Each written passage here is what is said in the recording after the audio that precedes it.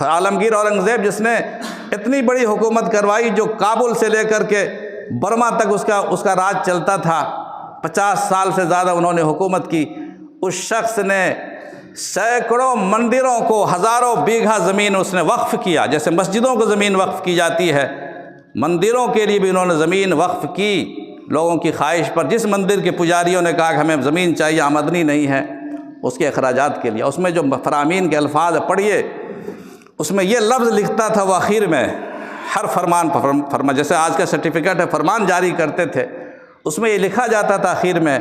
کہ میری خواہش ہے، میں اس فلاں مندر کو میں یہ زمین وقف کر رہا ہوں تاکہ اس کے اخراجات سے اس کے آمدنی سے اس کے اخراجات پورے ہوں، اور میری خواہش ہے کہ اس مندر میں پوجا کرنے والے لوگ، اس کے پجاری لوگ ہماری حکومت کی اور ہماری سلطنت کی بھلائی کے لیے دعا کریں۔ یہ اس کے الفاظ